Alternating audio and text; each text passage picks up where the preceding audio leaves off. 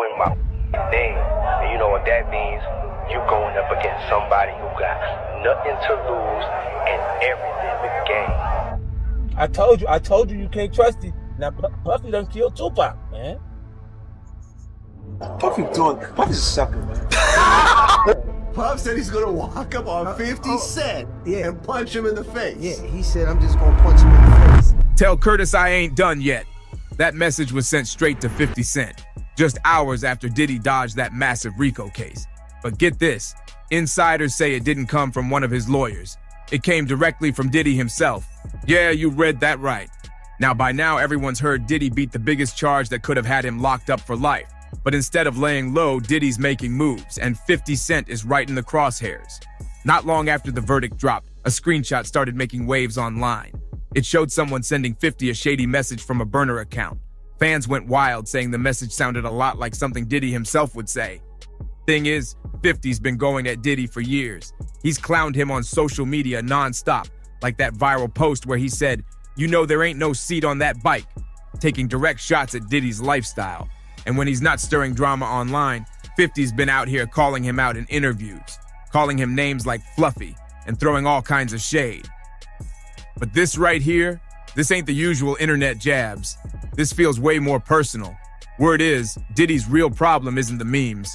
It's that documentary 50's working on about him. That's right, 50 Cent is producing a tell-all. Away from that, I explained why I didn't hang out with him, right? Because it's a little fluffy stuff going on. It's not your scene. It's not my style. And even though Diddy just beat the case, the doc is still in full production. 50 already said he's planning to reveal stuff that never came out in court. So what's he got in his back pocket? And is that why Diddy's out here sending threats from secret accounts? If you followed the trial close, you already know. There's some real shady stuff that didn't make headlines, like what really went down when the government suddenly swapped out the original prosecutor for Maureen Comey. Yeah, that Maureen, who's been accused of helping bury the whole Epstein mess. Now that's suspicious, but it doesn't stop there. Let's talk about Christina Cororum, Diddy's right-hand woman. Multiple witnesses named her as a straight-up co-conspirator, but guess what? The feds looked the other way, like she vanished into thin air and no one's seen her since. How does that even happen? There's a ton of disturbing stuff that never made the news. The mainstream outlets swept it all under the rug, like they didn't want folks to know the full story. But now, 50 Cent is out here saying he's gonna blow the lid off everything. He's not backing down, and Diddy knows it. Now that Diddy might be walking free, you can bet he's doing whatever it takes to keep it that way. That message to 50 wasn't just some petty jab. It was a real warning. Diddy could come for his business deals, mess with his connections, or worse. And here's where it gets wild. A witness, Capricorn Clark, Diddy's former assistant, actually testified that Diddy had plans to take 50 out. We started off this morning with Capricorn Clark. She's a former Diddy assistant, former marketing manager for Sean John. Oh, she talked about 50 Cent. So I don't know what year this was, but she said that Diddy was doing a press event with 50 Cent at MTV, and they actually shared the same manager at this point, and his name was Chris Lighty. And she said that Chris Lighty and herself and Diddy got into an elevator, and Diddy was having a problem with 50 Cent, and he said something like, you know, I don't like the back and forth, I like guns.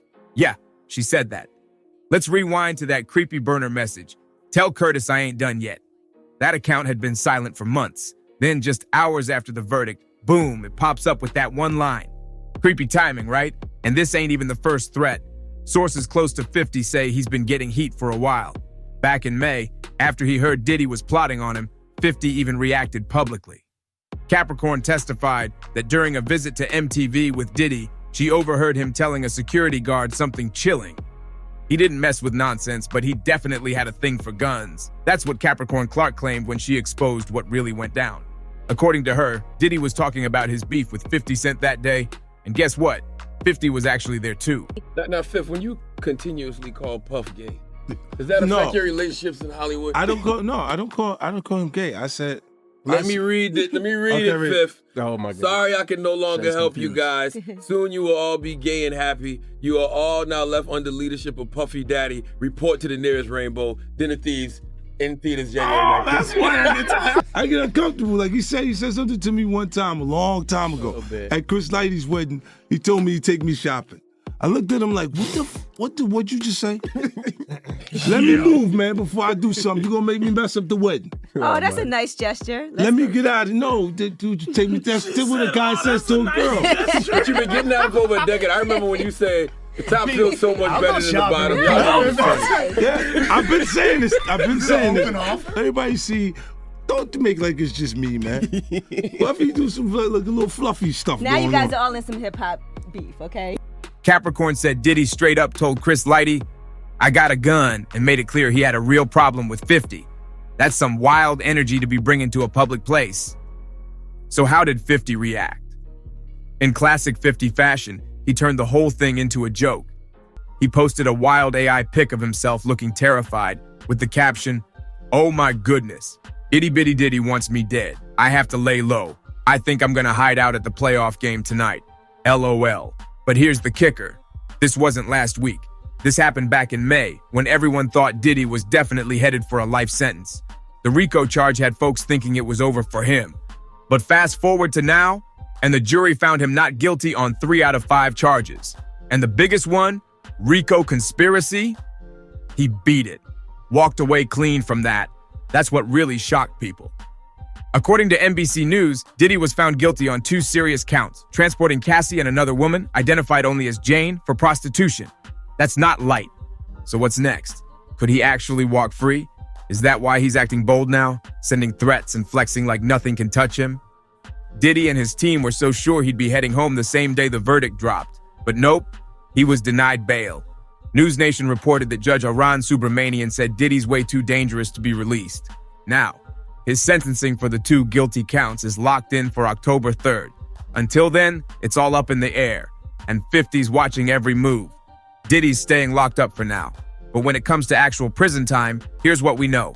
People magazine reports that the 2 counts he was convicted on carry a max of 20 years total, 10 years for each charge. But let's be real. Once he gets sentenced, his legal team is probably going to file an appeal right away. So it's still up in the air how much time he's actually going to serve, if any. But what's got people really freaked out is this. Diddy hasn't even been sentenced yet, and he's already out here throwing out revenge threats like he's sure he's walking out free. And who's target number 1? 50 Cent. Why is 50 at the top of Diddy's list? Yeah, he's been trolling Diddy heavy since Cassie dropped her bombshell lawsuit almost 2 years ago. But their drama goes way further back than that. These two been beefing since the early 2000s. And let's not forget, 50 was one of the first in the game to publicly question Diddy's sexuality. That move alone lit a fuse that's been burning ever since. And 50 didn't just clown him on Instagram. He actually spilled tea that might have kicked off their whole battle. It will be exposed. I mean, when I walk in, I definitely take pride in being the originator of the preparation of the sex. Little things that I personally like. A lot of ladies, they just, so you have, if you don't have what they need, they're going to leave. Right. Got to keep them there. Right. You need locks on the doors. P. Diddy be wanting the body. And you got to tell him no. You got to tell him no. All of these big deviants is all catching hell in 2024. It's up for all of them. It don't matter if you Diddy or whoever you is. 8 years ago on The Breakfast Club, 50 explained why he started dragging Diddy in the first place. It wasn't just jokes, it had layers. Now maybe that was just typical hip-hop beef before, but this time it's different. Now the heat's tied to 50's upcoming documentary, Diddy Do It? And that's what's making this personal. Turns out 50's switching things up with the doc. He's going way deeper than people expected. He told Variety that the project is now a full-on narrative covering decades, not just viral clips or messy headlines. It's about pulling back the curtain on the entire machine around Diddy. What started as an expose of Diddy's freaky Hollywood parties, it's now turning into something way more explosive. Now that Diddy dodged the RICO charge, 50's documentary is spiraling into something way darker and way more dangerous. Just recently, a leaked clip, allegedly from 50's doc, hit the internet, and it's got folks shook. The footage shows what looks like one of those wild, eyes wide shut style parties at Diddy's mansion. Puff Daddy, whoever, none of these, all you fake hard niggas. Hold on. Okay. All you fake hard, you know what I'm saying? I don't give because you can't shoot nobody anyway. And the reason why you got to talk is because you did a deal, you fed. You know what I'm saying? That's why you got to come at me, because part of the deal for you to be able to do all that and get out of jail is that you promise that you're going to go pull my coat. Masks, antlers, creepy lighting, straight ritual vibes. If that clip's real, 50 is about to pull back the curtain on a whole side of Diddy that most people never imagined. But wait, it gets even more twisted. Sources close to 50's team say he's not stopping at parties and drama. He's digging deep into the stuff the trial skipped over entirely. And now, 50 wants to address the biggest theory that's been floating around, the claim that Diddy was secretly working as a government asset and that this whole trial, just a big distraction. Crazy, right? But remember, this ain't new. Kanye once called Diddy a Fed years ago. And now, word is 50 might have uncovered something that actually backs that up.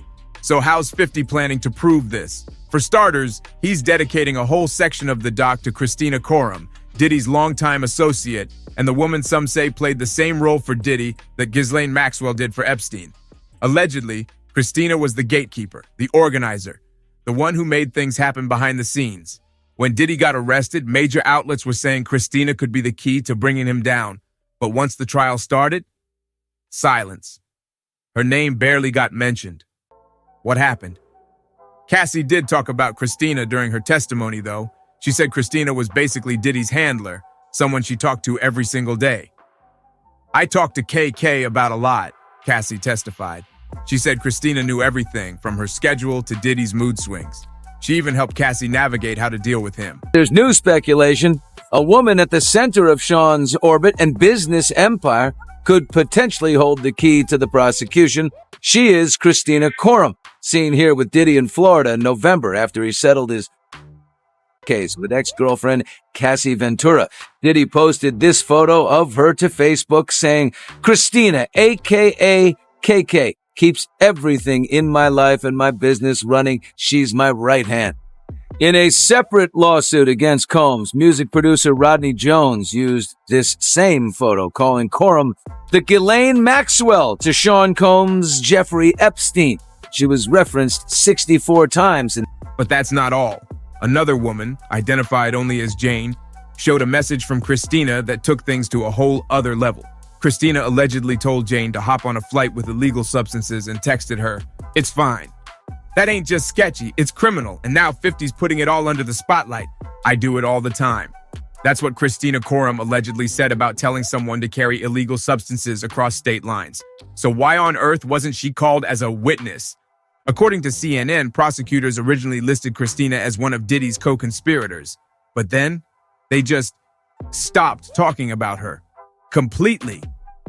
Which is straight up sketchy, because if she really was tied in with Diddy's crimes, putting her on the stand could have helped prove the racketeering angle in court.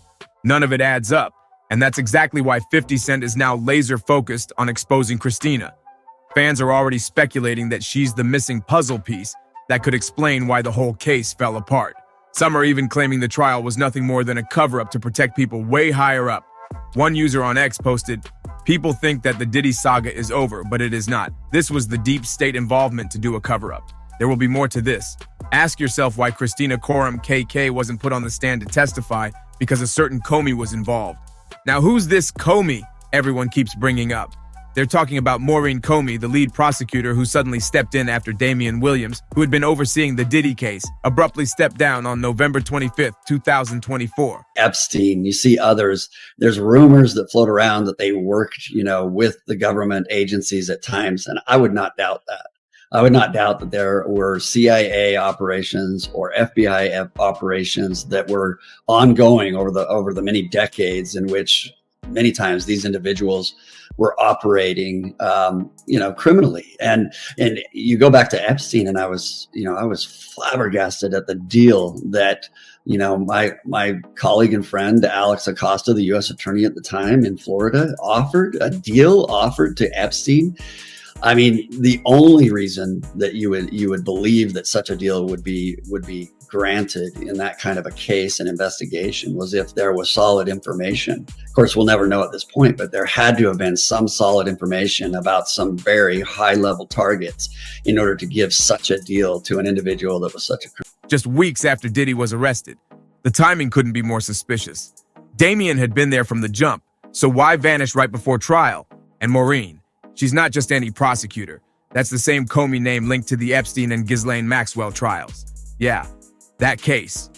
Now, rumors are swirling that parts of the US government may have knowingly looked the other way in Diddy's case, just like they allegedly did back then. The deeper 50 digs, the more questions start popping up.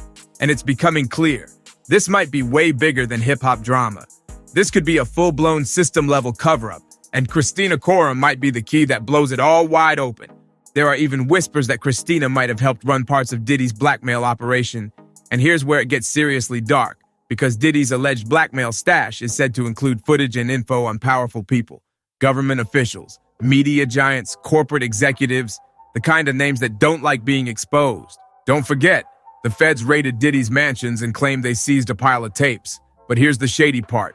No one has revealed who was on those tapes. Not one name, not one charge, just silence. If that stash is real, this ain't just a Diddy scandal. It's looking more and more like he was just a middleman, the same way Epstein was. That's right.